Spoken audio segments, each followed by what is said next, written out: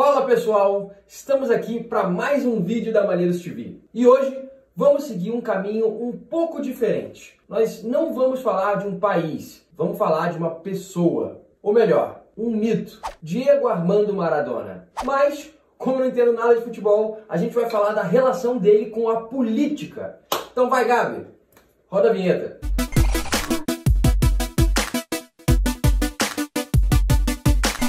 No dia 30 de outubro de 1960, em Lanús, na Argentina, nascia Diego Armando Maradona. Chamado de Elo Capitã por colegas, camisa 10 por muitos torcedores e Deus por muitos adoradores. Na verdade, Eduardo Galeno deu a melhor classificação para o Maradona. O Deus mais humano de todos. Sempre foi muito difícil de entender e de prever as atitudes de Maradona. E talvez por isso ele tenha virado um grande símbolo para os argentinos. No último dia 25 de novembro, enquanto se recuperava de uma cirurgia na cabeça, uma parada cardiorrespiratória levou Maradona com apenas 60 anos de idade. Por mais que nós estejamos no meio de uma gravíssima pandemia e que está crescendo novamente, o velório de Maradona reuniu aproximadamente 1 milhão de pessoas, que lotaram mais de 20 quarteirões ao redor da Casa Rosada, a sede do governo argentino. Um local onde pouquíssimas pessoas foram veladas.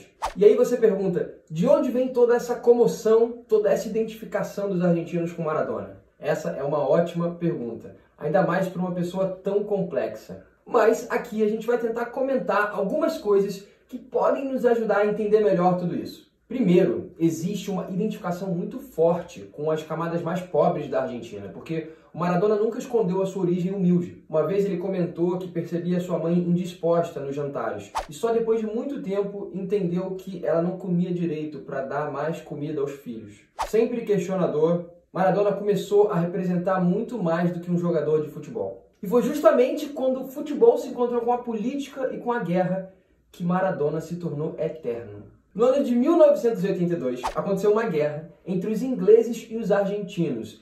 Foi uma guerra pelo controle das Ilhas Malvinas. Quem está acompanhando a 4ª temporada de The Crown deve ter ouvido falar um pouco do assunto. A Argentina saiu derrotada dessa guerra, e isso até hoje é uma grande marca. Mas por uma ironia do destino, na Copa do Mundo de 1986 no México, nas quartas de final, apenas 4 anos depois da guerra, a Argentina e a Inglaterra se enfrentaram. O clima estava tão tenso que para essa partida o exército mexicano estava nas ruas para controlar possíveis conflitos. Até tanques de guerra estavam prontos para ir para a rua se alguma coisa mais extrema acontecesse. Para amenizar os ânimos, os jogadores falaram que nada pessoal estava em campo, era apenas um jogo de Copa do Mundo. Mas todo mundo sabia que aquilo não era verdade. Os próprios jogadores assumiram depois. A marca da guerra para os argentinos era muito forte. Não só pela derrota, mas pelas perdas pessoais. Alguns jogadores eram liberados do serviço militar por jogarem na seleção. E a maioria dos jogadores daquele time tinha perdido algum amigo ou algum parente na guerra. Eliminar a Inglaterra, obviamente, tinha um gosto de revanche para os argentinos. Todo mundo já esperava que o Maradona fosse importante naquele jogo, mas ninguém sabia o quanto.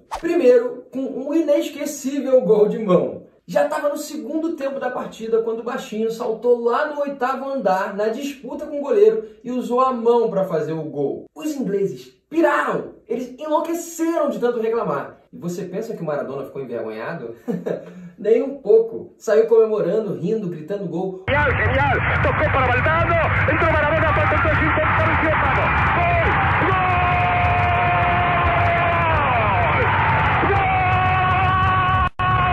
Gol! Os companheiros do time ficaram meio esquisitos, sem saber o que fazer, porque o gol tinha sido claramente de mão, e o Maradona gritou, cala a boca e me abraça. E foi assim, o início da redenção.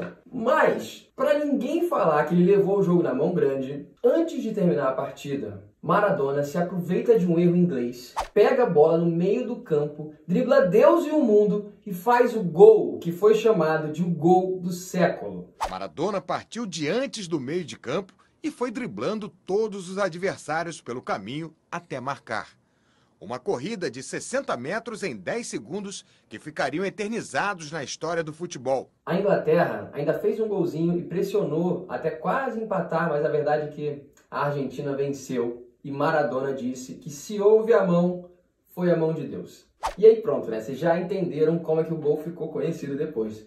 La mano de Dios. O talento e o posto de gênio do futebol é absolutamente incontestável quando falamos de Maradona. Mas as grandes discussões que o cercavam iam muito além das suas habilidades, dribles e do campo. Sua vida pessoal e o seu posicionamento político acabam sendo os pontos mais criticados. E foi no futebol que começamos a ver que Dieguito nunca deixava seus posicionamentos de lado. Agradando ou não, eles estavam lá. Uma de suas grandes brigas era com a FIFA e com o que ele criticava ser uma mercantilização do futebol e dos jogadores. É claro que a FIFA tratava muitos desses jogadores com muito glamour, mas tratavam também uma enorme parte não glamurosa com muito desrespeito. Maradona criticava os salários baixos da grande parte dos jogadores e falava sobre negócios secretos e de corrupção dentro da própria FIFA. Agora, imagina só isso. O maior jogador do mundo na época, um dos maiores de todos os tempos, sem dúvida, criticando abertamente a instituição que organiza o futebol no mundo. Ih, rapaz. A Copa do Mundo de 1986, que teve a Argentina como campeã, foi muito criticada pelo Maradona. Os jogos no México eram marcados ao meio-dia. Já imaginou isso? Jogar 90 minutos correndo de um lado para o outro ao meio-dia, debaixo de um calor infernal. Que merda, hein? Maradona sugeriu e tentou muito montar uma greve dos jogadores durante a Copa, mas não teve sucesso e a competição continuou da mesma forma. Mas, e como diziam seus companheiros, Maradona jogou com raiva aquela Copa.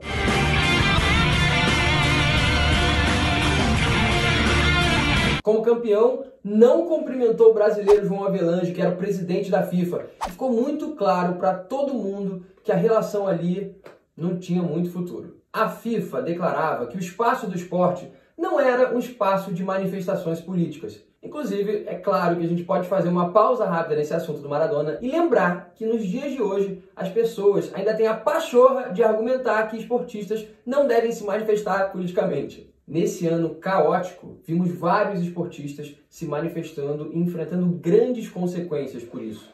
Foi o caso do Lewis Hamilton, Carol Soderbergh aqui no Brasil, LeBron James e vários outros atletas da NBA. Agora, eu me pergunto, será que esse espaço não seria ainda menor se não fosse o Maradona? A fama de Maradona, o fato de ser chamado de um deus humano, era sempre contrastado com a sua doença mais conhecida, a dependência química. Depois de sair da Argentina e ir para a Europa, Diego jogou no Barcelona, onde, segundo ele, começou o seu problema com a cocaína. Problema que o acompanhou no Napoli, na Itália, um time periférico que Maradona ajudou a levar ao auge nacional. Depois de um vice-campeonato na Copa de 90, Maradona foi cortado de 94. Ele, que já tinha sido pego em doping por conta da cocaína, dessa vez foi pego no uso de efedrina, uma substância que aumenta o desempenho do atleta. Fora da seleção e dos holofotes, é muito comum vermos jogadores caírem num tipo de esquecimento, mas Maradona continuou um ícone. Ao vermos mídias, influencers, jornalistas falando de Maradona, um ponto que sobressai na crítica era a sua contraditória postura política. Inclusive, a associação com governos ditatoriais, tanto na Argentina quanto fora. Maradona era uma pessoa de grande participação política, sendo mais vezes aliado a partidos e projetos de esquerda. Diego afirmava que a sua origem pobre e latina não dava sentido a medidas que não fossem para melhorar a vida do povo. E, como tudo na vida, Maradona era visceral e apoiava governos de esquerda moderados e até os mais rígidos, como ditaduras. Amigo pessoal de Fidel Castro, foi em Cuba que Maradona teve mais laços. Inclusive, foi lá onde ele se tratou da dependência química e de outros problemas de saúde. Além do regime cubano, apoiava também Hugo Chávez e continuou apoiando a Venezuela mesmo depois de tudo que Nicolás Maduro fez. Era um grande crítico dos Estados Unidos. Inclusive, ele tem uma foto famosa aparecendo com uma camisa escrito Stop Bush, com uma suástica no lugar do S, do lado de vários líderes de esquerda. Gabriel vai achar essa foto pra gente aí. Gabriel, acha pra gente, vai. Em alguns outros momentos, Diego também declarou a simpatia por alguns presidentes de direita.